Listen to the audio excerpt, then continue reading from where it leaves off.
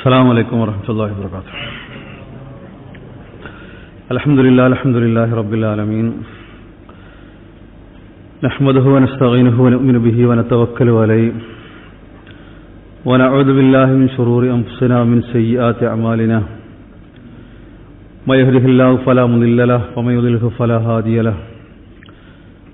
وأشهد أن لا إله إلا الله وحده لا شريك له وأشهد أن محمدا عبده ورسوله أرسله بالهدى ودين الحق ليظهره على الدين كله ولو كره المشركون. اللهم صل على محمد وعلى آل محمد كما صليت على إبراهيم وعلى آل إبراهيم. اللهم بارك على محمد وعلى آل محمد كما باركت على إبراهيم وعلى آل إبراهيم إنك حميد مجيد. أما بعد فإن خير الحديث كتاب الله وخير الهدي هدي محمد صلى الله عليه وسلم وشر الأمور محدثاتها وكل محدثة بدعة وكل بدعة ضلالة وكل ضلالة في النار.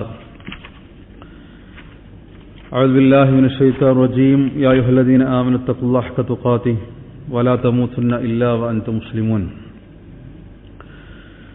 إن أريد إلا الإصلاح ما استطعت وما توفيقي إلا بالله عليه توكلت وإليه أنيب.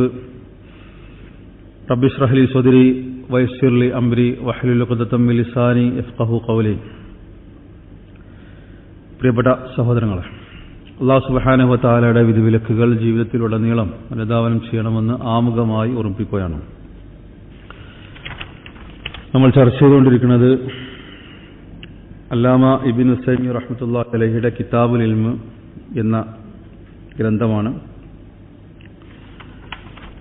ഒന്നാമത്തെ അധ്യായത്തിൽ തഅരീഫുൽ ഇൽമ്, ഇൽമിന്റെ നിർവചനവുമായി ബന്ധപ്പെട്ട കാര്യങ്ങൾ മനസ്സിലാക്കി. രണ്ടാമത്തെ അധ്യായത്തിൽ ഇൽമിന്റെ 13 ഫളായിലുകളെ സംബന്ധിച്ച് വിശദീകരിച്ചു. അതിനുശേഷം അദ്ദേഹത്തോട് ചോദിച്ചിട്ടുള്ള ചില പ്രധാനപ്പെട്ട ചോദ്യങ്ങളാണ് കിതാബിൽ ഉൾക്കൊള്ളിച്ചിട്ടുള്ളത്. അതിലൊരു ചോദ്യം നമ്മൾ വായിച്ചു, അതിന്റെ ഉത്തരത്തിന്റെ ഏതാനും ഭാഗങ്ങൾ വായിച്ചു. ചോദ്യം ശർഈ ആയിട്ടുള്ള ഇൽമ് പഠിക്കുന്നതിന്റെ പ്രാധാന്യം. രണ്ടാമത്തത് ഏറ്റവും നല്ല മാർഗം ഇൽമ് പഠിക്കാനും കരസ്ഥമാക്കാനും ഏറ്റവും നല്ല മാർഗം ഏതാണ്. പിന്നീട് ഖുർആൻ ഹിഫ്ളാക്കുന്നതുമായി ബന്ധപ്പെട്ട്, പിന്നീട് അഖീദ, അള്ളാഹുവിന്റെ അസ്മാകളും സിഫാത്തുകളും അതെങ്ങനെ മനസ്സിലാക്കണം, പ്രത്യേകിച്ച് അവന്റെ നാട്ടിൽ അഹ്ലുസുന്നത്തിന്റെ ഒരു ഷെയ്ഖ് ഇല്ലെങ്കിൽ. അതിൽ ചോദ്യത്തിന്റെ ആദ്യ ഭാഗത്തിനുള്ള വിശദീകരണം പറഞ്ഞു. ഇൽമിന്റെ പ്രാധാന്യം അദ്ദേഹം ആദ്യം പറഞ്ഞു കൊടുത്തു. അതിനെ രണ്ടായിട്ട് തിരിച്ചു. ഫർള് ഐന്, അത് ഓരോരുത്തരും പഠിക്കൽ നിർബന്ധമാണെന്നുള്ളത് പറഞ്ഞു. രണ്ടാമത്തത് ഫർള് കിഫായ, മുസ്ലിം സമൂഹത്തെ സംരക്ഷിക്കാൻ അതും ഒരു ത്വാലിബുൽ ഇൽമ് അറിഞ്ഞിരിക്കണം, പഠിക്കണം. അതിൻ്റെതായ പ്രാധാന്യമുണ്ട്, അതിൻ്റെതായ പ്രതിഫലമുണ്ട്. ഫർള് നിർവഹിച്ച പ്രതിഫലം അതിന് കിട്ടുമെന്നുള്ളത് പറഞ്ഞു. അതിന്റെ തെളിവായിട്ടൊരു ഹദീസ് കൊണ്ടുവന്നു. ായിട്ടുള്ള ഇൽമിന്റെ, അത് പഠിക്കുന്നതിന്റെ പ്രാധാന്യത്തെ സംബന്ധിച്ച് ആ രണ്ട് രൂപത്തിൽ അദ്ദേഹം പറഞ്ഞതിന് ശേഷം ഇനി അദ്ദേഹം വിശദീകരിക്കുന്നത് ഇൽമ് തേടുന്നതിന്റെ ഏറ്റവും പ്രധാനപ്പെട്ട, ഏറ്റവും സുരക്ഷിതമായിട്ടുള്ള മാർഗം, ഏറ്റവും നല്ല മാർഗം, അതാണ് ഇനി വിശദീകരിക്കുന്നത്. നോയിക്കോ. വഅമ്മാ കൈഫിയത്തു ത്വലബി, എന്നാൽ അതിന്റെ കൈഫിയത്ത്, അതായത് ഇൽമ് തേടുന്നതിന്റെ കൈഫിയത്ത് നമ്മൾ ഓരോരുത്തരും മനസ്സിലാക്കിക്കേണ്ട കാര്യമാണ്. കാരണം ഇതിനൊക്കെ ഒരു തർത്തീബുണ്ട്. ആ തർത്തീബ് അനുസരിച്ചിട്ട് തന്നെ മുന്നോട്ട് പോകണം. ഇല്ലെങ്കിൽ എന്താണ് എന്നുള്ളത് വേറെ ഉലമാക്കൾ വിശദീകരിച്ചിട്ടുണ്ട്. ഒരാൾ തർത്തീബ് അനുസരിച്ച് ഇതിന്റെ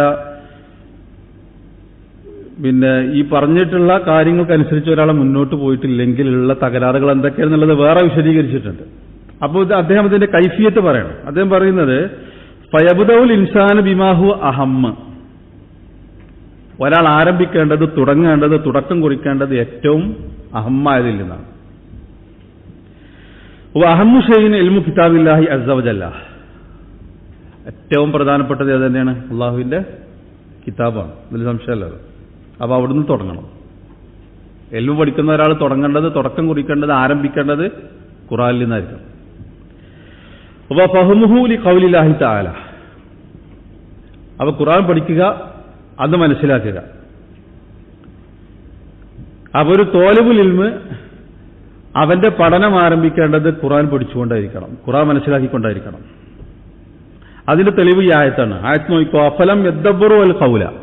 അവിടെ അൽ ഖൗല് എന്നുള്ളത് കൊണ്ട് ഉദ്ദേശിക്കുന്നത് അൽ ഖുർആൻ.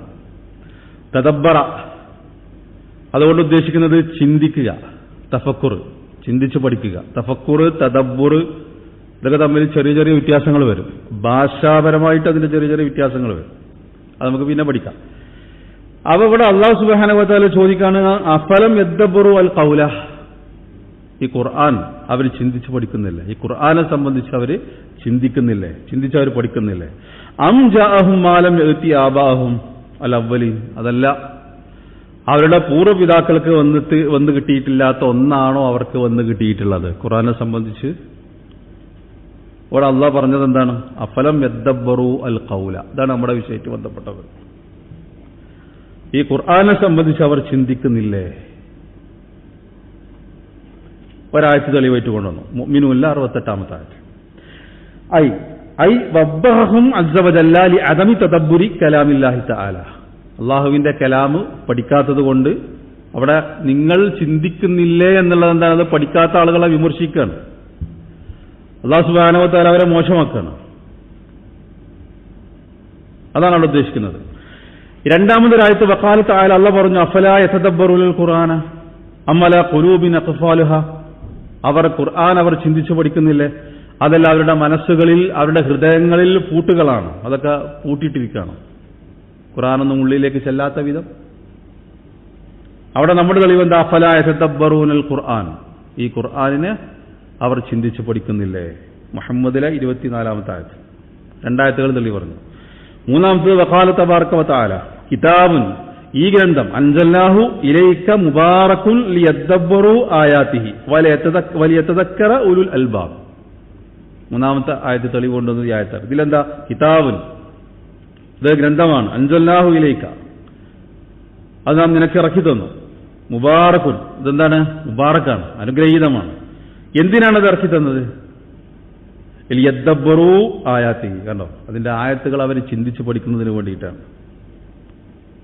അപ്പൊ ഈ ആയത്തിലൊക്കെ തദബ്ബുറിനെ കുറിച്ച് പറഞ്ഞു. സ്വാദിലായത്തെ വത്തദബ്ബുറു, തദബ്ബുർ എന്നുള്ളത് കൊണ്ട് ഉദ്ദേശിക്കുന്നത് യഅനി അത്തമഉനു ഫിൽ മഅന, അതിന്റെ അർത്ഥം, അതിന്റെ ആശയം, അത് ചിന്തിച്ച് പഠിക്കുന്നതിനാണ് അത് പറയുന്നത്. അപ്പൊ ഖുർആനിന്റെ ഓരോ ആയത്തുകൾ, അത് ചെറിയ സൂറത്തുകൾ, വലിയ സൂറത്തുകൾ, അതിന്റെ ആയത്തുകൾ ഹിഫ്ളാക്കുക, അതിന്റെ അർത്ഥം പഠിക്കുക, അതിന്റെ ആശയം പഠിക്കുക, ഇതാണ് ഒരു തോലിബുൽ ഇൽമ് ഒന്നാമതായിട്ട് ചെയ്യേണ്ടത്.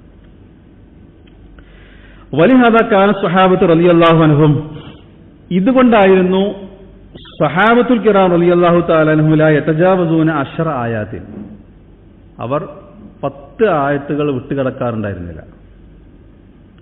എങ്ങനെയല്ലാതെ ഹത്താ യതഅല്ലമു മാ ഫീഹാ മിനൽ ഇൽമി വൽ അമലി, അവർ 10 ആയത്തുകൾ പഠിക്കുകയാണെങ്കിൽ എന്ത് ചെയ്യും? അതിലുള്ള ഇൽമ് എന്താണെന്നുള്ളത് അറിയും.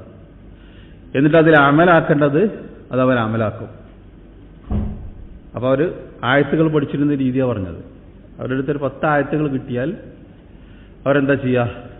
അതിൻ്റെ അർത്ഥം മനസ്സിലാക്കും, അതിൻ്റെ ആശയത്തെക്കുറിച്ച് ചിന്തിക്കും, എന്നിട്ട് അതിലുള്ള കാര്യങ്ങൾ എന്താണ്, അത് അമലാക്കേണ്ട കാര്യങ്ങൾ അത് അവർ അമലാക്കും. ചിലപ്പോൾ അത് ഹറാമിനെ കുറിച്ചായിരിക്കും, അല്ലെങ്കിൽ വേറെന്തെങ്കിലും ഒരു കൽപ്പനയായിരിക്കും, അല്ലെങ്കിൽ വേറെ എന്തെങ്കിലും ഒരു വിഷയത്തെക്കുറിച്ച് അള്ളാഹ് അറിയിച്ചതായിരിക്കും. അപ്പോൾ ആ ആയത്തിൽ എന്താണുള്ളത് അതവർ അമലാക്കിയിട്ടല്ലാതെ അടുത്ത 10ലേക്ക് അവർ പോകാറുണ്ടായിരുന്നില്ല. അപ്പോൾ ഒരായത്ത് കിട്ടിയാൽ അത് ഇൽമ്, അതിലുള്ള ഇൽമ്, അതിലുള്ള അമൽ, എന്നിട്ട് പിന്നെ അടുത്ത 10 ആയത്തിലേക്ക് അവർ പോകാറുള്ളൂ. ഇതാണ് അതിന്റെ രീതി. അപ്പോൾ ഒരു ത്വാലിബുൽ ഇൽമ് ആദ്യം ആരംഭിക്കേണ്ടത്, അവന്റെ പഠനം ആരംഭിക്കേണ്ടത് ഖുർആൻ പഠിച്ചുകൊണ്ടായിരിക്കണം. ഇന്ന് നേരെ അക്ഷരാണ് അല്ലെ, ഇന്ന് നേരെ തിരിച്ചാണ്. ആളുകൾ ആദ്യം പഠിക്കാൻ തുടങ്ങുന്നത് അത്തയ്യാത്തിൽ വിരൽ അളക്കണ്ടേ, അതിന്റെ ഹദീസുകൾ, അതിന്റെ തെളിവുകൾ, അതിന്റെ സിഹത്ത്, അത് അൽബാനി എന്താ പറഞ്ഞിരിക്കുന്നത്, അത് ഇബ്നു സൈമീൻ എന്താ പറഞ്ഞിരിക്കുന്നത്, ഇതിനെക്കുറിച്ച് ഇങ്ങനെ. തറാവീന്റെ റക്അത്തുകൾ 11-ലധികം ആകാൻ പാടുണ്ടോ അല്ലേ, ആ വിഷയത്തിൽ വന്നിട്ടുള്ള ഹദീസുകൾ, സഹാബത്തിന്റെ നടപടിക്രമങ്ങൾ, വിത്റിൽ ഖുനൂത്ത് പാടുണ്ടോ ഇല്ലേ, ഇത്തരത്തിലുള്ള വിഷയങ്ങളാണ് ആദ്യം പഠിച്ചു തുടങ്ങുന്നത്. യഥാർത്ഥത്തിൽ അത് തെറ്റായ രീതിയാണ്. ഒരു ത്വാലിബുൽ ഇൽമ്, ഒരു മുസ്ലിം, അയാൾ പഠിച്ചു തുടങ്ങേണ്ടത് അള്ളാഹുവിന്റെ കിതാബിൽ നിന്നായിരിക്കണം. കിതാബ് കൊണ്ടാണ് ആരംഭിക്കേണ്ടത്. അതിന്റെ ആയത്തുകൾ പഠിക്കുക, അത് ഹിഫ്ലാക്കുക, ആ ആയത്തിന്റെ അർത്ഥങ്ങൾ പഠിക്കുക, അത് മനസ്സിലാക്കുക. ഇതായിരുന്നു സഹാബത്തിന്റെ രീതി, ഇതായിരുന്നു സലഫുകളുടെ രീതി. അത് ഇൻഷാ അല്ലാഹ് നമ്മുടെ വിഷയത്തിൽ അത് വരുന്നുണ്ട്. ഒരൊറ്റ ഉദാഹരണം മാത്രം. ഇതതിന്റെ ഒരു പഠനത്തിന്റെ ഒരു രീതിശാസ്ത്രം. ഞാൻ പറഞ്ഞല്ലോ, തഅലീമിന് തദ്രീസിനൊരു മൻഹജുണ്ട്. ആ മൻഹജിൽ ഒന്നാമത്തത് ഖുർആൻ പഠിക്കുക എന്നുള്ളതാണ്. ഖുർആൻ പഠിക്കുക എന്നുള്ളതാണ്. ഇന്ന് ഏറ്റവും അവസാനത്തിലാണ് ഖുർആൻ കൊണ്ടുപോയി വെച്ചിട്ടുള്ളത്. ഏറ്റവും ആദ്യത്തിലല്ല, ഏറ്റവും അവസാനത്തിലാണ് ഖുർആൻ. വേറെ ചില ആളുകൾക്ക് സയൻസ് ആയിരിക്കും ഇഷ്ടം. ഖുർആനിൽ ശാസ്ത്രത്തെക്കുറിച്ച് പറഞ്ഞതിനെക്കുറിച്ച് ദീർഘമായിട്ട് ചിന്തിക്കുകയും അതിനെ സംബന്ധിച്ച് പഠിക്കുകയും മനസ്സിലാക്കുകയും ചെയ്യുന്ന ആളുകളുണ്ട്. അത്തരത്തിലുള്ള വിഷയം ഇങ്ങനെ ഓരോ, ഇതല്ല യഥാർത്ഥത്തിൽ അതിന്റെ രീതി.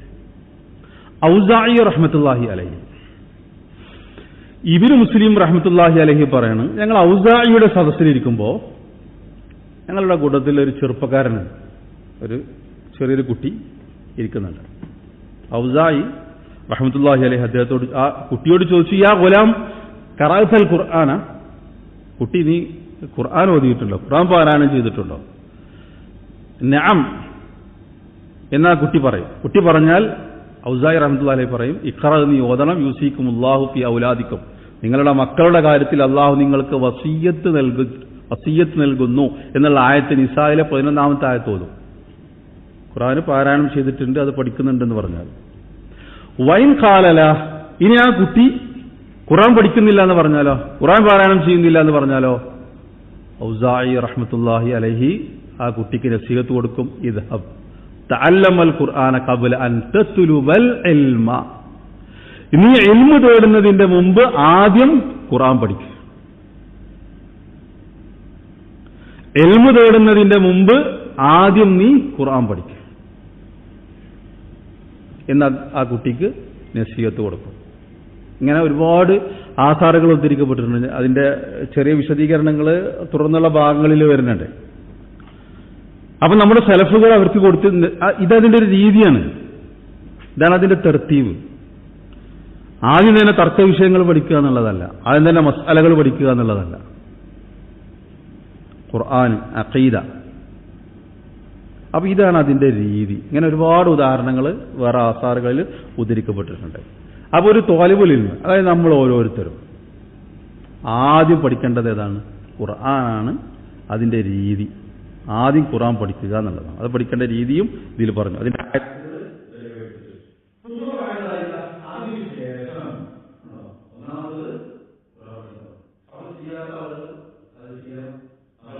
ഉണ്ടാകും, ആ തെറ്റുകൾ തിരുത്താൻ പറ്റണം, അത് തിരുത്തിയിട്ട് മുന്നോട്ട് പോകണം. ഇത് ഏതൊരു സംഗതി അങ്ങനെ തന്നെയാണ്. നമ്മൾ ദുനിയാവിന്റെ ഏതൊരു കാര്യം പഠിക്കുകയാണെങ്കിലും അങ്ങനെ തന്നെ അതിനൊരു തർത്തീബുണ്ടാവും. പക്ഷെ ദീനിന്റെ കാര്യത്തിൽ മാത്രം അത് പറ്റില്ല എന്ന് പറഞ്ഞാൽ, ദീനിന്റെ കാര്യത്തിൽ മാത്രം അത് നടപ്പിലാക്കാൻ പറ്റണമെന്നില്ല എന്ന് പറഞ്ഞാൽ, അപ്പൊ ഇതിനൊരു രീതി, ഒരു മൻഹജ്, ഒരു ത്വരീഖ ഉണ്ട് ഇതിന്. ഇവിടെ അദ്ദേഹത്തിനുള്ള ചോദ്യം എന്താണ്? വമാഹിയ ത്വരീഖത്തുൽ മുസ്ല, ഏറ്റവും നല്ല മാർഗം ഏതാണ് എന്നുള്ളതാണ്. ആ ചോദ്യത്തിനുള്ള ഉത്തരാണ് ഇബ്നു തൈമിയ്യ റഹ്മത്തുള്ളാഹി അലൈഹിയുടെ വിശദീകരിച്ചു കൊടുക്കുന്നത്. അതിനുശേഷം അദ്ദേഹം പറഞ്ഞു, മാ സ്വഹ്ഹ അനി നബി സല്ലല്ലാഹു അലൈഹി വസല്ലം, നബി സല്ലല്ലാഹു അലൈഹി വസല്ലമയിൽ നിന്ന് സ്വഹീഹായി വന്നിട്ടുള്ള മിൻ അഖ്വാൽ വ അഅമാൽ വ തഖ്രീറാത്ത്, ഇത് മൂന്ന്.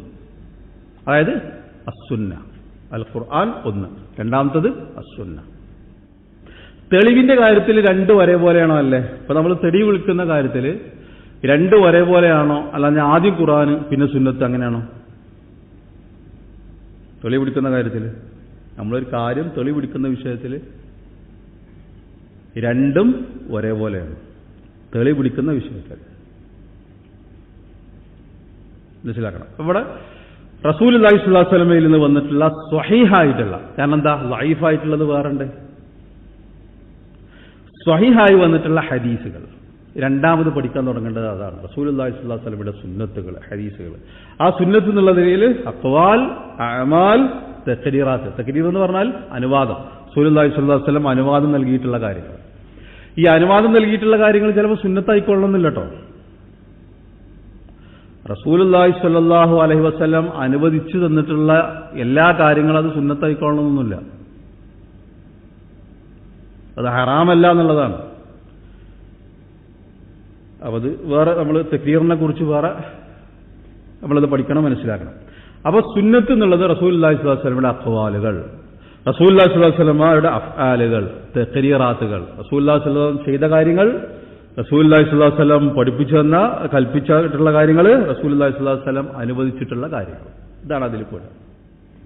ഇതാണ് രണ്ടാമത് പഠിക്കേണ്ടത്. അപ്പോൾ ആദ്യം ഖുർആൻ, രണ്ടാമത് സുന്നത്ത്. സുമ്മമാ കതബഹു, പിന്നെ എന്നിട്ട് വിശദീകരിക്കുകയാണ്. ഇനി പറയാൻ പോകുന്നത് ഏറ്റവും ഇമ്പോർട്ടൻ്റ് ആയിട്ടുള്ള കാര്യമാണ്. സുമ്മമാ കതബഹു അഹ്ലുൽ ഇൽമി മിമ്മസ്തൻബതൂഹു മിൻ കിതാബില്ലാഹി വസുന്നത്തി റസൂലിഹി സ്വല്ലല്ലാഹു അലൈഹി വസല്ലം. പിന്നീട് അഹ്ലുൽ ഇൽമ് ഖുർആനിൽ നിന്നും സുന്നത്തിൽ നിന്നും ഇസ്തിൻബാത്ത് ചെയ്തെടുത്തിട്ടുള്ള കാര്യങ്ങൾ. മനസ്സിലാണ്ടോ? ഖുർആൻ പറഞ്ഞു, ഹദീസ് പറഞ്ഞു. ഇവിടെ ഈ മൂന്നാമത് പറഞ്ഞ കാര്യം ഏറ്റവും പ്രധാനപ്പെട്ട കാര്യമാണ്. അതെന്താണ്?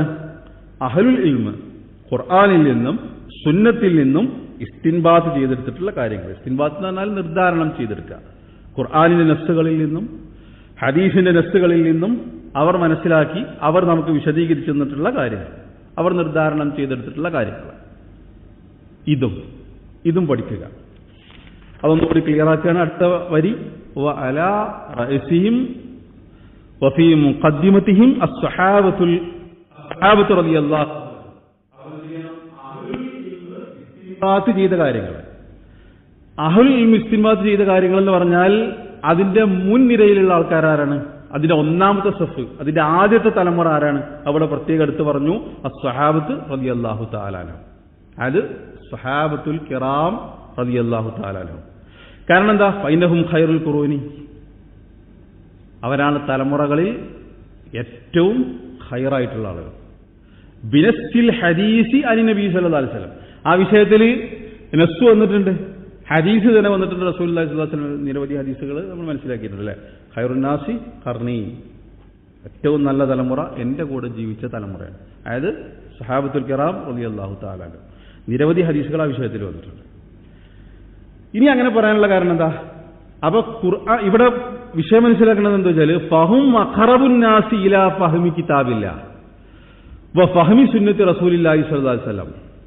ഈ സ്വഹാബികളാണ് ഖുർആൻ മനസ്സിലാക്കുന്നതിലും ഹദീസ് മനസ്സിലാക്കുന്നതിലും ജനങ്ങളുടെ കൂട്ടത്തിൽ ഏറ്റവും അറിയുന്ന ആളാണ്. അതുകൊണ്ടാണ് എന്ത് പറഞ്ഞത്? സ്വഹാബത്തിന്റെ ഫഹ്മ് പറഞ്ഞത്. ഇതിനാണ് നമ്മൾ എന്ത് പറയുന്നത്? മൻഹജ് എന്ന് പറയുന്നത്. ഇത് കാരണം ഖുർആനും സുന്നത്തും അംഗീകരിക്കാത്തത് ആരുള്ളത്? നമ്മുടെ കേരളത്തിൽ എത്ര പാർട്ടികളാണ്, എത്ര ഗ്രൂപ്പുകളാണ്? അതിലെല്ലാവരും പറയുന്നത് എന്താ? ഖുർആനും സുന്നത്തും ഞങ്ങൾ അംഗീകരിക്കുന്നുണ്ട് എന്നുള്ളത്. എല്ലാ ആളും, ചേകന്നൂരും ഖാദിയാനികളും അതല്ലാത്ത ആൾക്കാരും ഖുർആനും സുന്നത്തുമാണ് ഞങ്ങളുടെ പ്രമാണം, ഞങ്ങളത് അംഗീകരിക്കുന്നുണ്ട്. ഇവിടെ ഖുർആനും സുന്നത്തും നമ്മൾ നേരിട്ട് മനസ്സിലാക്കണം എന്നല്ല പറഞ്ഞത്. എന്താ പറഞ്ഞത്? ഒന്നാമത് ഖുർആൻ, രണ്ടാമത്തെ ഹദീസ്. ആ ആയത്തുകളെയും ഹദീസുകളെയും എങ്ങനെ മനസ്സിലാക്കണം? അഹ്ലുൽ ഇൽമി ഇസ്തിൻബാത്ത് ചെയ്തതുപോലെ മനസ്സിലാക്കണം. ആ അഹ്ലുൽ ഇൽമിൽപ്പെട്ട ഒന്നാമത്തെ തലമുറ ആരാണ്? റസൂലുള്ളാഹി സ്വല്ലല്ലാഹു അലൈഹി വസല്ലമയുടെ കൂടെ ജീവിച്ച സ്വഹാബത്താണ്. അപ്പൊ സ്വഹാബികൾ ആയത്തിനെങ്ങനെ മനസ്സിലാക്കി? അവരെങ്ങനെ അത് തത്ബീഖ് ചെയ്തു? ആയത്തുകൾ അവരെങ്ങനെ പഠിച്ചു? അവരെങ്ങനെ പ്രാവർത്തികമാക്കി? ഹദീസുകൾ അവരെങ്ങനെ മനസ്സിലാക്കി? അവരെങ്ങനെ തത്ബീഖ് ചെയ്തു? ആ ഹദീസുകൾ അവരെങ്ങനെ പ്രയോഗവൽക്കരിച്ചു? ഇത് ഏറ്റവും നന്നായിട്ട് അറിയുന്നത് സ്വഹാബികൾക്കാണ്. അപ്പോൾ ഒരു ആയത്തിന്റെ അർത്ഥം, അതിന്റെ ആശയം എന്താണ്, അതറിയുന്നത് ആർക്കാണ്? സ്വഹാബികൾക്കാണ്. ഒരു ഹദീസ്, അതിന്റെ അർത്ഥം, അതിന്റെ ആശയം, അത് റസൂലുള്ളാഹി സ്വല്ലല്ലാഹു അലൈഹി വസല്ലമയിൽ നിന്ന് അവർ നേരിട്ട് പഠിച്ചു. അവരുടെ അടുത്ത് വല്ല അബദ്ധവും വന്നാൽ റസൂലുള്ളാഹി സ്വല്ലല്ലാഹു അലൈഹി വസല്ലം തിരുത്തി കൊടുക്കും. അവർ മനസ്സിലാക്കിയതിലോ അവർ അമൽ ചെയ്തതിലോ അവർക്ക് സംശയം ഉണ്ടെങ്കിൽ അവർ റസൂലുള്ളാഹിനോട് ചോദിക്കും. അപ്പോൾ റസൂലുള്ളാഹി സ്വല്ലല്ലാഹു അലൈഹി വസല്ലം അത് പറഞ്ഞു കൊടുക്കും.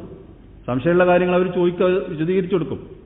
അപ്പോൾ ഖുർആനെ പറ്റി, ആയത്തുകളെ പറ്റി, ഹദീസുകളെ പറ്റി, അതിന്റെ മുറാദ്, അതിന്റെ ഉദ്ദേശം, അത് ഏറ്റവും നന്നായിട്ട് അറിയുന്നതായിരിക്കാണ്? അത് സഹാബികൾക്കാണ്. ഇതിനാണ് നമ്മൾ മൻഹജ് എന്ന് പറയുന്നത്. ഈ സലഫിയത്ത് എന്നുള്ളത് ഒരു ഗ്രൂപ്പല്ല, അല്ലെങ്കിൽ അത് നാല് മദ്ഹബ് ഉണ്ടല്ലോ, അതേപോലുള്ളൊരു മദ്ഹബല്ല. സലഫിയത്ത് എന്നുള്ളത് കൊണ്ട് ഉദ്ദേശിക്കുന്നത് എന്താ?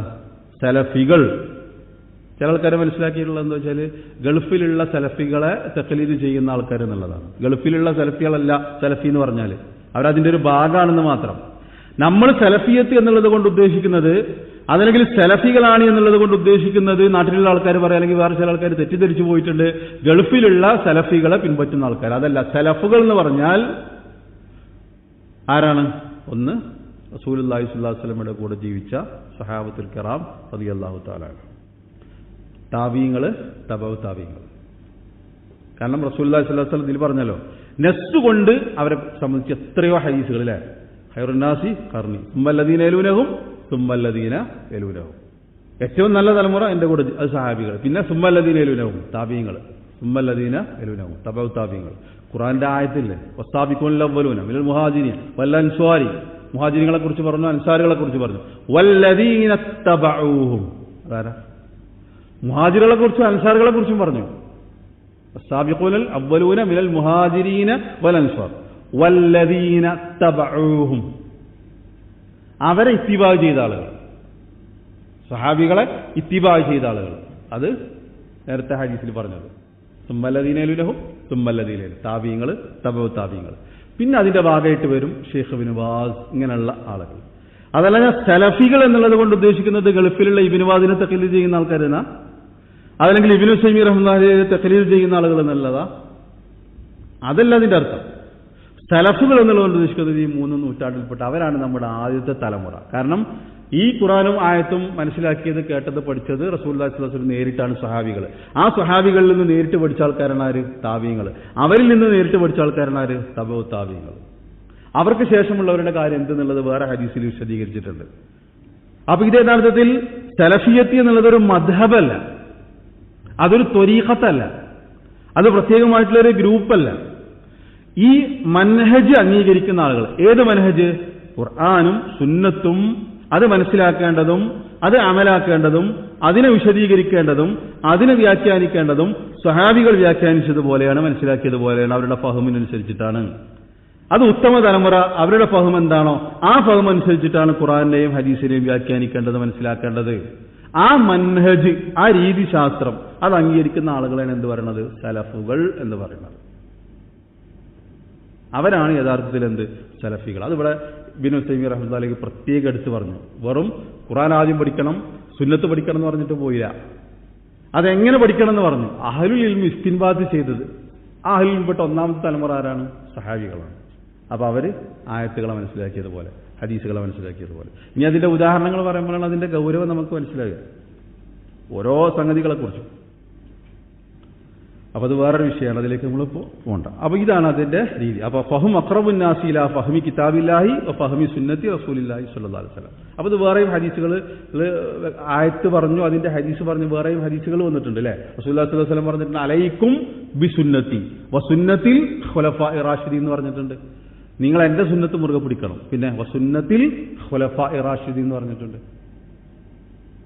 അങ്ങനെ തന്നെ റസൂലുള്ളാഹി സ്വല്ലല്ലാഹു അലൈഹി വസല്ലം നമുക്ക് അങ്ങനെ എത്രയോ ഹദീസുകൾ ആ വിഷയത്തിൽ വന്നിട്ടുണ്ട്. അതുകൊണ്ടാണ് നമ്മൾ അഹ്ലുസുന്ന വൽ ജമാഅ എന്ന് പറയുന്നത്. അഹ്ലുസുന്ന സുന്നത്ത്, ഖുർആൻ സുന്നത്ത്, വൽ ജമാഅ, ആ അൽ ജമാഅത്ത് ഏതാണ്? സ്വഹാബത്താണ്. അഹ്ലുസുന്നത്തി വൽ ജമാഅത്തി എന്നല്ലേ, സുന്നത്തിന്റെ ആളുകളാണ്, ജമാഅത്തിന്റെ ആളുകളാണ്. ആ ജമാഅത്തിന്റെ അർത്ഥം എന്താ?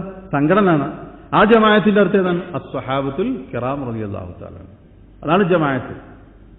72 ക്രിസ്ത്യാനികൾ, പിന്നെ ജൂതന്മാർ, അല്ല 71 ജൂതന്മാർ, 72 ക്രിസ്ത്യാനികൾ, 73 മുസ്ലിങ്ങൾ. എന്നിട്ട് രക്ഷപ്പെടുന്ന പാർട്ടിനെ കുറിച്ച് റസൂലുള്ളാഹി സ്വല്ലല്ലാഹു അലൈഹി വസല്ലം പറഞ്ഞെന്താ? എല്ലാവരും നരകത്തിലാണ്, ഒന്നൊഴികെ. ആ ഒന്നാരാണ്? മാ അന അലൈഹിൽ യൗമ വ അസ്ഹാബി. അവിടെ സഹാബികളെ കുട്ടി എന്തിനാ പറഞ്ഞത്? മാ അന അലൈഹി, രക്ഷപ്പെടുന്ന ആ പാർട്ടിനെ കുറിച്ച് റസൂലുള്ളാഹി സ്വല്ലല്ലാഹു അലൈഹി വസല്ലം പറഞ്ഞു, മാ അന അലൈഹിൽ യൗം, ഞാൻ ഇന്ന് ഏതൊന്നിലാണോ അതിൽ നിലകൊള്ളുന്ന ആളുകളാണ് രക്ഷപ്പെടുന്ന പാർട്ടി. പിന്നെ പറഞ്ഞെന്താ? മാ അന അലൈഹിൽ യൗമ വ അസ്ഹാബി, എന്റെ സഹാബികൾ. അപ്പൊ ഞാനും എന്റെ സഹാബികളും ഏതൊരു മാർഗത്തിലാണോ നിലകൊള്ളുന്നത് ആ മാർഗം അവലംബിക്കുന്ന ആൾക്കാർ, അതാണ് മൻഹജ്. അവരാണെന്ത്? രക്ഷപ്പെടുന്ന ഒരേ ഒരു വിഭാഗം. അതാണ് ഇബ്നു മസ്ഊദ് റളിയല്ലാഹു തആല അൻഹു പറഞ്ഞത്, നീ ഒറ്റക്കാണെങ്കിലും, നീ സത്യത്തിന്റെ മാർഗത്തിലാണെങ്കിൽ നീ ഒരു ജമാഅത്താണ്. നീ അഹ്ലുസുന്നത്തിന്റെ മാർഗത്തിലാണെങ്കിൽ നീയാണ് ജമാഅത്ത്. വൈൻ കുന്ത വഹദക്, നീ ഒറ്റക്കാണെങ്കിൽ. അപ്പൊ അതിന്റെ രീതി അവിടെ അദ്ദേഹം പ്രത്യേകം എടുത്ത് പറഞ്ഞു പോയിട്ടുണ്ട്. കാരണം എല്ലാവരും ഖുർആനും സുന്നത്തും എന്നുള്ളതാണ് പറയുന്നത്. അപ്പൊ ഖുർആനും സുന്നത്തും തോന്നിയ പോലെ അവനാന്റെ ബുദ്ധിക്കും അവനാന്റെ യുക്തിക്കും. ഇപ്പോ കേരളത്തിൽ നടന്ന വളരെ പ്രസിദ്ധമായിട്ടുള്ള ഒരു സംസ്ഥാന സമ്മേളനത്തിൽ ഒരാൾ പറഞ്ഞത് എന്താ, ഈച്ചനെ പറ്റിയുള്ള ഹദീസ് ഉണ്ടല്ലോ, അത് ലബോറട്ടറിയിൽ പരിശോധിച്ചിട്ട് അത് സ്വീകരിക്കാൻ പറ്റുള്ളൂ എന്നാണ്. ബുഖാരി ധരിച്ചിട്ടുള്ള ആ ഹദീസ്, ഈച്ച പാനീയത്തിൽ കുടിക്കുന്ന പാനീയത്തിൽ വീണാൽ എന്ത് ചെയ്യണമെന്ന് പറഞ്ഞ ഹദീസ് ഉണ്ടല്ലോ, അതിന്റെ ഒരു ചിറകിൽ വിഷമാണെങ്കിൽ മറ്റേ ചിറകിൽ അതിന്റെ മരുന്നുണ്ടെന്ന് പറഞ്ഞ ഹദീസ് ലബോറട്ടറിയിൽ പരിശോധിക്കണം. എന്നിട്ട് അതിന്റെ റിസൾട്ട് കിട്ടിയിട്ട് ആ ഹദീസ് അംഗീകരിക്കാൻ പറ്റുള്ളൂ എന്നുള്ളതാണ്. അപ്പൊ അവനാന്റെ തലക്കനുസരിച്ചിട്ട് ഹദീസുകളെയും ആയത്തുകളെയും വ്യാഖ്യാനിക്കാൻ നിന്നിട്ട് കാര്യമില്ല. അതിനാലുള്ള സഹാബത്തിന്റെ ഫഹ്മ് പറഞ്ഞത്. അത് ഏതൊരു സംഗതിയാണെങ്കിലും. അപ്പൊ അത് മറ്റൊരു വിഷയമാണ്. അപ്പൊ നോക്കിക്കോ അതിന്റെ ബാക്കി. അപ്പൊ അത് പറഞ്ഞു. ഇനി വയബ്ദഉ ത്വാലിബുൽ ഇൽമി ഫിൽ ഉസൂലി ബിൽ മുഖ്തസറാത്തി. അപ്പൊ അദ്ദേഹത്തോട് ചോദ്യം ചോദിച്ചല്ലോ, ഏറ്റവും നല്ല മാർഗ്ഗം ഏതാണ് പഠിക്കുന്നത് എന്നുള്ളതാണ്. അപ്പൊ അതിന്റെ മാർഗത്തെക്കുറിച്ച് അദ്ദേഹം പറഞ്ഞു, ഏറ്റവും പ്രധാനപ്പെട്ടത് ഖുർആനാണ്, അത് പഠിച്ചു തുടങ്ങണം. ഹദീസാണ്, അത് പഠിക്കണം. ആ ഹദീസ് പഠിക്കേണ്ട രീതി പറഞ്ഞു, സഹാബത്തിന്റെ ഫഹ്മ് അനുസരിച്ചിട്ടാണ് അത് പഠിക്കേണ്ടത്. ഇനി ഒരു ത്വാലിബുൽ ഇൽമ് ചെയ്യേണ്ടത് ഫിൽ ഉസൂലി, ഉസൂലുകൾ പിന്നെ ചെയ്യേണ്ടത് എന്താ വെച്ചാൽ ഉസൂലുകളിൽ മുഖ്തസറാത്തുകൾ തിരഞ്ഞെടുക്കണം. ഖബലുൽ മുതവ്വലാത്തി, മുതവ്വലാത്തുകൾ തിരഞ്ഞെടുക്കുന്നതിന്റെ മുമ്പ്, പഠിക്കുന്നതിന്റെ മുമ്പ് മുഖ്തസർ തിരഞ്ഞെടുക്കണം. ഇത് ശ്രദ്ധിക്കേണ്ട ഒരു പോയിന്റാണ്. ഉലമാക്കള് ഇതിന്റെ രീതി പറയുമ്പോൾ ഇതിനെ മൂന്നായിട്ട് തിരിച്ചിട്ടുണ്ട്. പറഞ്ഞല്ലോ ഇതിലൊരു തെർത്തീബുണ്ടെന്ന് പറഞ്ഞല്ലോ. അതിലൊന്നെന്താ വെച്ചാൽ ആദ്യം മുഖ്തസറാത്തുകൾ പഠിക്കാം. മുഖ്തസറാത്ത് എന്ന് പറഞ്ഞാൽ ചെറിയ ചെറിയ കുത്തൈബാത്തുകളില്ലേ, ചെറിയ ചെറിയ ഗ്രന്ഥങ്ങൾ, ചെറുതുമെന്ന് തുടങ്ങണം. പിന്നെ മുത്തവസിത്ത്, മധ്യമ നിലവാരത്തിലുള്ള മീഡിയം സൈസുള്ള കിതാബുകൾ. പിന്നെ മുത്തവ്വലാത്തുകൾക്ക് പിന്നെയാണ് വരേണ്ടത് ഇത് വലിയ വലിയ കിതാബുകൾ. ആദ്യം തന്നെ വലിയ കിതാബ് എടുത്തിട്ട് പഠിക്കാൻ പാടില്ല. ഇതൊക്കെ അതിന്റെ രീതിയാണ്. ഇതൊക്കെ നമ്മൾ ഇവിടെ പഠിച്ചിട്ട് പോകണം. ഇതുവരെ നമ്മളിത് മനസ്സിലാക്കിയില്ലെങ്കിൽ ഇതത് പഠിക്കേണ്ട ഒരു രീതിയാണ്. എല്ലാത്തിനും ഞാൻ പറയും, എല്ലാത്തിനും ഒരു തർത്തീബില്ലേ, എല്ലാ കാര്യത്തിനും ഒരു തർത്തീബുണ്ട്. അപ്പോ ഇൽമു തേടുന്നതിനൊരു തർത്തീബുണ്ട്. അപ്പൊ ആദ്യം തന്നെ എന്ത്, വലിയ വലിയ ഗ്രന്ഥങ്ങളെല്ലാം പഠിക്കാൻ തുടങ്ങേണ്ടത്. ഇവിടെ പറഞ്ഞെന്താണ്, ബിൽ മുഖ്തസറാത്തി ഖബലൽ മുതവ്വലാത്തി, മുതവ്വലാത്തുകൾ പഠിക്കുന്നതിന്റെ മുമ്പ് മുഖ്തസറാത്തുകൾ പഠിക്കണം, ചെറിയ ചെറിയ ഗ്രന്ഥങ്ങൾ പഠിക്കണം. ലിഅന്ന തലബൽ ഇൽമി കസ്സുല്ലമി, എന്നിട്ട് അദ്ദേഹം പറയണ ഇൽമു തേടുക എന്നുള്ളത് ഒരു സുല്ലമ് പോലെയാണ്, ഒരു സ്റ്റെയർ പോലെയാണ്, ഒരു ഏണി പോലെയാണ്. ഇലസ്സഖഫി, മേൽപ്പുരയിലേക്കുള്ള ഒരു ഏണി പോലെയാണ് ഇൽമു പഠിക്കുക എന്ന് പറഞ്ഞാൽ. അതായത് യബ്ദഉ ഫീഹിൽ ഇൻസാനു മിൻ അവ്വലി ദറജത്തിൻ, ഒരാൾ ഏണി കയറുമ്പോൾ അയാൾ ആദ്യം അതിന്റെ ഒന്നാമത്തെ സ്റ്റെപ്പൊക്കെ കാല് വെക്കുക. സുമ്മ യസ്തദു ദറജത്തിന് ഹത്താ യബ്ലുഗൽ ഗായ, പിന്നെ അടുത്ത സ്റ്റെപ്പ്, പിന്നെ അടുത്ത സ്റ്റെപ്പ്, അങ്ങനെ അതിന്റെ മേൽപ്പുരയിലേക്ക് എത്തുന്നത് വരെ ഓരോ സ്റ്റെപ്പുകൾ വെച്ചിട്ടല്ലേ കയറാം. അതേപോലെ ഇൽമു തേടുന്ന വിഷയത്തിലും ആദ്യത്തെ സ്റ്റെപ്പ്, രണ്ടാമത്തെ സ്റ്റെപ്പ്, മൂന്നാമത്തെ സ്റ്റെപ്പ്. ആദ്യം തന്നെ ആരും കാലെടുത്തിട്ട് മേലേക്ക് വെക്കൂലല്ലോ, അത് ഓരോ സ്റ്റെപ്പുകളല്ലേ കയറല്. അതേ രീതിയിലാണ് ഇൽമു പഠിക്കേണ്ടത്. ഏതുവരെ, ഹത്താ യബ്ലുഗൽ ഗായ, അവന്റെ ഗായത്ത്, അവന്റെ ആ ലക്ഷ്യം, അതവൻ ആ ലക്ഷ്യത്തിലേക്ക് അവൻ എത്തുന്നത് വരെ അങ്ങനെയാണ് ചെയ്യേണ്ടത്. അപ്പൊ അതിന്റെ രീതി ആദ്യം ചെറിയ ചെറിയ ഉത്തൈബാത്തുകൾ പഠിക്കുക എന്നുള്ളതാണ്. ചെറിയ ചെറിയ റിസാലകൾ. ഉസൂലു സുന്ന, അത് വളരെ ചെറിയൊരു റിസാലയാണ്. ഉസൂലു സുന്ന, സലാസത്തുൽ ഉസൂൽ, പിന്നെ ഉസൂലു സിത്ത, അതൊക്കെ നമ്മൾ വിശദീകരിച്ചതാണ്. ഉസൂലു സിത്ത, ഉസൂലു സുന്ന, ഇത് ഇങ്ങനെ ചെറിയ ചെറിയ ഇപ്പോൾ ഷെയ്ഖ് ബിൻ ബാസ് റഹ്മത്തുള്ളാഹിയുടെ അദ്ദുറൂസുൽ മുഹിമ്മ, വളരെ ചെറിയ ഇങ്ങനെയുള്ള കുത്തൈബാത്തുകൾ, ചെറിയ ചെറിയ കിതാബുകൾ ആദ്യം പഠിച്ചിട്ട് തുടങ്ങണം. ഇല്ലെങ്കിൽ എന്താ വെച്ചാൽ അവിടെ ഇട്ടിട്ട് പോകും. ഇല്ലെങ്കിൽ അത് അവിടെ ഇട്ടിട്ട് ബുദ്ധാദിന്റെ ഒരു രീതിയാണ്. ഒരാൾ ഡ്രൈവിംഗ് പഠിക്കുമ്പോൾ ആകെ 20 മിനിറ്റോ 25 മിനിറ്റൊക്കെ 15 മിനിറ്റൊക്കെ ആയിരിക്കും ക്ലാസ്. എന്താ ഒരു ദിവസം തന്നെ എന്താ ഒന്നിട്ടാണ് പഠിപ്പിച്ചാൽ അത് ഓരോന്നിനൊരു തർത്തീബില്ലേ. ആദ്യത്തെ ദിവസം പോയി ഒരു 10 മിനിറ്റ്, രണ്ടാമത്തെ ദിവസം പോയി ഒരു 15 മിനിറ്റ്, മൂന്നാമത്തെ ദിവസം പോയി ഒരു 20 മിനിറ്റ്. ഇതേതൊരു സംഗതി അങ്ങനെ തന്നെയല്ലേ. ഇത് ഒരു ദിവസം കൊണ്ട് തന്നെ എല്ലാം പഠിച്ചു തീർക്കണം എന്ന് പറഞ്ഞാൽ നടക്കും. ഖുർആനാകട്ടെ ഹദീസാകട്ടെ, ഇപ്പൊ നഹ്വൊക്കെ ആളുകൾ വലിച്ചെറിഞ്ഞിട്ട് പോകാന്നുള്ള കാരണം എന്താ, ഇട്ടെറിഞ്ഞിട്ട് പോകാന്നുള്ള കാരണം എന്താ? അപ്പൊ ഇതിനൊരു രീതിയുണ്ട്. അപ്പൊ ആദ്യം ചെറിയ ചെറിയ ഗ്രന്ഥങ്ങളിൽ നിന്ന് നമുക്ക് പഠിക്കാൻ പറ്റുന്ന ചെറിയ ചെറിയ കുത്തൈബാത്തുകൾ, ചെറിയ ചെറിയ റിസാലകൾ, അത് പഠിച്ചിട്ട് തുടങ്ങാം. പിന്നെ ഒരു മീഡിയം സൈസുള്ള കിതാബുകൾ. ആദ്യം തന്നെ ഷെയ്ഖുൽ ഇസ്ലാം ഇബ്നു തൈമിയ്യയുടെ മജ്മൂ ഫത്താവ എടുത്ത് നോക്കിയിട്ട് കാര്യമില്ല, അല്ലെങ്കിൽ ഫത്വൽ ബാരി എടുത്ത് പഠിക്കാൻ തുടങ്ങിയിട്ട് കാര്യമില്ല. അതെന്താകും? അതവന് മടുപ്പുണ്ടാക്കും. പിന്നെ അവനത് നിർത്തി അവസാനിപ്പിക്കാൻ വലിച്ചെറിഞ്ഞിട്ട് പോകും. പല ആളുകൾക്ക് സംഭവിക്കുന്ന ഒരു വലിയൊരു അബദ്ധം അതാണ്. അപ്പോൾ അതിലൊരു തർത്തീബുണ്ട്. അപ്പോൾ ഇവിടെ അദ്ദേഹം പറഞ്ഞത് അതാണ്, ഇതൊരു ഏണി പോലെയാണ്, ഒരു സ്റ്റെയർ പോലെയാണ്. അങ്ങനെ ഓരോ സ്റ്റെപ്പുകൾ പടിപടിയായി അതങ്ങനെ പഠിച്ചിട്ട് വരികയാണ് ചെയ്യേണ്ടത്. അപ്പോൾ അതിൻ്റെ വേറെ എൻ്റെ ചർച്ച വേറെ വരുന്നുണ്ട്, നോക്കാം. എന്നിട്ട് അദ്ദേഹം പറയുന്നത് കൗലി എൻ്റെ വാക്ക് ഹത്ത യബുലുകൾ ഗായ എന്ന് പറഞ്ഞല്ലോ, അവൻ്റെ ആ ലക്ഷ്യസ്ഥാനത്തേക്ക് എത്തുന്നത് വരെ പടിപടിയായിട്ട് ഓരോ സ്റ്റെപ്പുകൾ വെച്ചുകൊണ്ട് അവൻ മുന്നോട്ട് പോകണമെന്ന് പറഞ്ഞല്ലോ. അവിടെ ആ ഗായത്തിന് അദ്ദേഹം വിശദീകരിക്കുകയാണ്. ആ ലക്ഷ്യസ്ഥാനം എന്നുള്ളത് കൊണ്ട് ഉദ്ദേശിക്കുന്നത് ലൈസ മായനാഹു, അതിന്റെ മായനയല്ല അന്നൽ ഇൻസാൻ യുമക്കിനു അനുഹിത ബികുല്ലി ഷൈഇൻ ഇൽമ, എല്ലാ ഇൽമുകളും ഒരാൾക്ക് പിന്നെ കൈവരിക്കാൻ പറ്റുമെന്നുള്ളതല്ല പിന്നെ ഞാനതുകൊണ്ട് ഉദ്ദേശിക്കുന്നത്. ഹാദാ ലാ യുംകിൻ, അത് അസംഭവ്യമാണ്, അത് അസംഭവ്യമാണ്. വഫൗക കുല്ലദി ഇൽമിൻ അലീം, കാരണം ഏതൊരു അറിവുള്ളവന്റെ മേലും അതിനേക്കാൾ അറിവുള്ള മറ്റൊരുത്തരുണ്ട്. അതിന്റെ മീതെ ഒരു സർവജ്ഞനുണ്ട്, എല്ലാറ്റിന്റെയും മീതെ ആരുണ്ട്?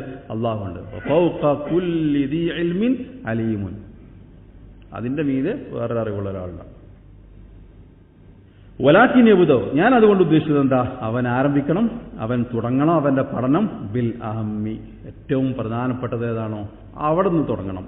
ഫല്ലഹം, പിന്നെ ഏറ്റവും പ്രധാനപ്പെട്ടത്, പിന്നെ അടുത്തത് വയബ്ദഉ ബിൽ മുഖ്തസറാത്തി ഖബല അൽ മുതവ്വലാത്ത്. ഇങ്ങനെ അങ്ങനെ പിന്നെ ബൈ വൺ ആയിട്ട് ഇങ്ങനെ അല്ലെ, അതിന്റെ ഓരോ സ്റ്റെപ്പ് ബൈ സ്റ്റെപ്പ് ആയിട്ട് ഇങ്ങനെ ഓരോ ഘട്ടങ്ങളായിട്ട് ഇങ്ങനെ പഠിച്ചിട്ട് അവൻ മുന്നോട്ട് പോവുകയാണ് ചെയ്യേണ്ടത്. ഇതാണ് അതിന്റെ രീതി. അപ്പൊ ആദ്യം പഠിക്കേണ്ടത് ഖുർആൻ, സുന്നത്ത്, അത് രണ്ടും മനസ്സിലാക്കേണ്ടത് സ്വഹാബത്തിന്റെ ഫഹം അനുസരിച്ചിട്ട്. പിന്നെ അവൻ പഠിക്കാൻ തുടങ്ങേണ്ടത് ആദ്യം ചെറിയ കുത്തൈബാത്തുകൾ, റിസാലകൾ, ചെറിയ ഗ്രന്ഥങ്ങൾ, പിന്നെ അതിനേക്കാൾ കുറച്ചുകൂടി വലുത്, പിന്നെ അതിനേക്കാൾ വലുത്. അങ്ങനെയാണ് എന്ത് അവന്റെ പഠനം മുന്നോട്ട് കൊണ്ടുപോകേണ്ടത്.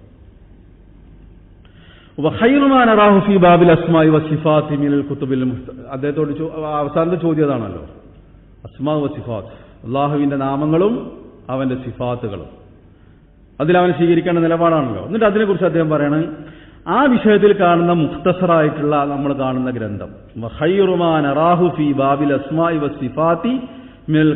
മുഖ്തസറ, ആ വിഷയത്തിൽ നമുക്കൊരു ഷോർട്ടായിട്ടുള്ളൊരു ഗ്രന്ഥം അൽ അഖീദത്തുൽ വാസിത്തിയ്യ. ആരതാ? ഷെയ്ഖുൽ ഇസ്ലാം ഇബ്നു തൈമിയ്യ റഹ്മത്തുള്ളാഹിയുടെ അഖീദത്തുൽ വാസിത്തിയ്യ. അതാണ് അദ്ദേഹം നസീഹത്ത് ചെയ്യുന്നത്. ഇത് ഇബ്നു തൈമിയ്യ മാത്രമല്ല, ഈ ത്വലബുൽ ഇൽമിന്റെ രീതി വിശദീകരിച്ചിട്ടുള്ള അഹ്ലുൽ ഇൽമൊക്കെ പറഞ്ഞിട്ടുള്ളത് അങ്ങനെ തന്നെയാണ്. സലഫികളായ ഉലമാക്കളൊക്കെ പറഞ്ഞിട്ടുള്ളത് ഇത്തരത്തിലുള്ള ഗ്രന്ഥങ്ങൾ ആദ്യം പഠിച്ചിട്ട് തുടങ്ങണം. അപ്പൊ അസ്മാ വ സിഫാത്തിൽ നമുക്ക് പഠിക്കാൻ പറ്റുന്ന ഏറ്റവും പ്രധാനപ്പെട്ട മുഖ്തസറായിട്ടുള്ള ഗ്രന്ഥം ഉണ്ടെങ്കിൽ അത് അൽ അഖീദത്തുൽ വാസിത്തിയ്യ, ഷെയ്ഖുൽ ഇസ്ലാം ഇബ്നു തൈമിയ്യ റഹ്മത്തുള്ളാഹി ലിഅന്നഹ അഖീദത്തുൻ മുഖ്തസറ, കാരണം ആ ഗ്രന്ഥം മുഖ്തസറായിട്ടല്ല അഖീദ വിശദീകരിച്ചിട്ടുണ്ട്. ജാമിഅത്തുൻ ഷാമിലത്തുൻ നാഫിയത്തുൻ, അതിലെല്ലാ കാര്യങ്ങളും ഉൾക്കൊള്ളിച്ചിട്ടുണ്ട്. ആ ഗ്രന്ഥം സമ്പൂർണമാണ്, നാഫിയാത്താണ്, വളരെ ഉപകാരമുള്ള ഒരു ഗ്രന്ഥമാണ്. ഇബ്നു തൈമിയ്യ ആ ഗ്രന്ഥത്തെക്കുറിച്ച് പറഞ്ഞത് കേട്ടോ, മുഖ്തസറാണ്, എന്നാൽ ജാമിഅാണ്, ഷാമിലാണ്, നാഫിയാത്താണ്, വളരെ ചെറിയൊരു ഗ്രന്ഥം അൽ അഖീദത്തുൽ വാസിത്തിയ്യ. അത് ആ വിഷയത്തിൽ അത് ജാമിഉം മാനിയുമാണ് ഇത് അഖീദ പഠിക്കാൻ, പ്രത്യേകിച്ചും അള്ളാഹുവിന്റെ അസ്മാകളെക്കുറിച്ചും സിഫാത്തുകളെക്കുറിച്ചും പഠിക്കാൻ ആ ഗ്രന്ഥം എന്നുള്ളത് ജാമിയാണ്, ഷാമിലാണ്, നാഫിയാണ്. അപ്പോൾ അഖീദ പഠിക്കുമ്പോൾ അത് ഏത് അൽ അഖീദത്തുൽ വാസിത്തിയ്യ. അക്സറു മാ ജാഅ ബിഹി ഫീ സിഫാത്തില്ലാഹി മിനൽ ഖുർആനിൽ കരീം, കാരണം വിശുദ്ധ ഖുർആനിൽ വിശദീകരിച്ചിട്ടുള്ള അള്ളാഹുവിന്റെ സിഫാത്തുകളിൽ അധിക സിഫാത്തുകളെക്കുറിച്ചും അഖീദ വാസിത്തിയ്യയിൽ വിശദീകരിച്ചിട്ടുണ്ട്, അഖീദത്തുൽ വാസിത്തിയ്യയിൽ വിശദീകരിച്ചിട്ടുണ്ട്. അപ്പോൾ അതാണ് അദ്ദേഹം നസീഹത്ത് ചെയ്യുന്നത്.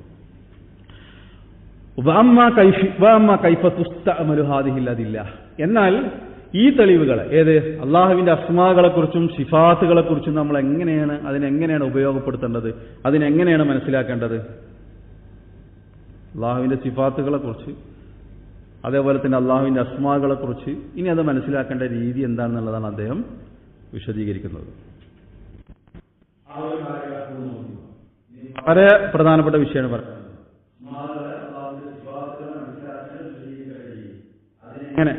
കൈഫ തുസ്തഅമലു ഹാദിഹിൽ അദില്ല, ആ വിഷയത്തിൽ വന്നിട്ടുള്ള തെളിവുകളെ നമ്മൾ എങ്ങനെ ഉപയോഗിക്കണം, നമ്മൾ എങ്ങനെ അത് മനസ്സിലാക്കണം. ഫഇന്ന ത്വരീഖ സ്വഹീഹ് വൽ മൻഹജ സലീം, ശരിയായിട്ടുള്ള രീതി, ഏറ്റവും സുരക്ഷിതമായിട്ടുള്ള മനഹജ്, ഏറ്റവും സുരക്ഷിതമായിട്ടുള്ള മാർഗം ഫിഹ, ആ വിഷയത്തിൽ അള്ളാഹുവിന്റെ സിഫാത്തുകളെ മനസ്സിലാക്കാനും പഠിക്കാനും ഏറ്റവും സുരക്ഷിതമായിട്ടുള്ള മനഹജ്, ഏറ്റവും സുരക്ഷിതമായിട്ടുള്ള രീതി ഏതാണ്? അൻ യുജ്രിഹൽ ഇൻസാനു അലാ ലാഹിരിഹ, ലാഹിറായ അർത്ഥത്തിൽ തന്നെ അതിനെ നടപ്പിലാക്കുക എന്നുള്ളതാണ്. അവിടെ അൻ യുജ്രിഹ എന്ന് പറഞ്ഞാൽ അതിനെ നിലനിർത്തുക, അതിനെ മനസ്സിലാക്കുക. ഏതിനെ? അള്ളാഹുവിന്റെ സിഫാത്തുകളെ അലാ ലാഹിരിഹ, അതിന്റെ ലാഹിറായ അർത്ഥത്തിൽ. അതിന്റെ ഉദാഹരണങ്ങൾ പറയുന്നുണ്ട്. അപ്പൊ അള്ളാഹുവിന്റെ സിഫാത്തുകൾ എന്ത് ചെയ്യുക? അതിന്റെ ലാഹിറായ അർത്ഥത്തിൽ തന്നെ മനസ്സിലാക്കുക.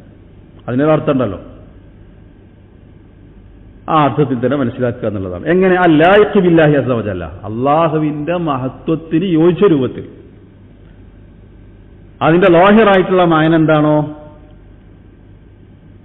ആ അർത്ഥത്തിൽ തന്നെ അതിനെ ഇജ്റാ ചെയ്യണം, നടപ്പിലാക്കണം, അതിനെ മനസ്സിലാക്കണം, അതിനെ അംഗീകരിക്കണം. എന്താണ് യുജ്രീഹ എന്നുള്ളത്? ഈ അഖീദന്റെ ഗ്രന്ഥങ്ങളിൽ ധാരാളം കാണാൻ സാധിക്കും. യുജ്രീഹ പറഞ്ഞാൽ അതിന്റെ അർത്ഥം എന്താ? അതിനെ നടപ്പിലാക്കുക, അത് അംഗീകരിക്കുക, അതിനെ നിലനിർത്തുക. ഏത്? അള്ളാഹുവിന്റെ സിഫാത്തുകൾ. അത് വളരെ ഗൗരവമുള്ള ഒരു വിഷയമാണ് ഈ അള്ളാഹുവിന്റെ സിഫാത്തുകൾ. കാരണം ഈ അഹ്ലുസുന്നത്തിന്റെ മാർഗത്തിൽ നിന്ന് പഴച്ചു പോയിട്ടുള്ള ആൾക്കാരുണ്ടല്ലോ, അവരൊക്കെ തെറ്റിപ്പോയിട്ടുള്ള ഏറ്റവും പ്രധാനപ്പെട്ട ഒരു മേഖല, ഒരു വിഷയം ഏതാണ്? ഒരു മസല ഈ അസ്മാ വ സിഫാത്തുകളുടെ കുറിച്ചുള്ള മേഖല, ആ ഒരു വിഷയത്തിലാണ്. അപ്പൊ അതുകൊണ്ട് ഈ വിഷയത്തിൽ അഹ്ലുസുന്നത്തിന്റെ രീതി എന്താണെന്നുള്ളത് കൃത്യമായിട്ട് തന്നെ മനസ്സിലാക്കണം. അപ്പൊ എന്താണ്? അള്ളാഹുവിന് ചോദിച്ച രൂപത്തിൽ അതിന്റെ ലാഹിറായ അർത്ഥത്തിൽ തന്നെ അതിനെ മനസ്സിലാക്കുക എന്നുള്ളതാണ്.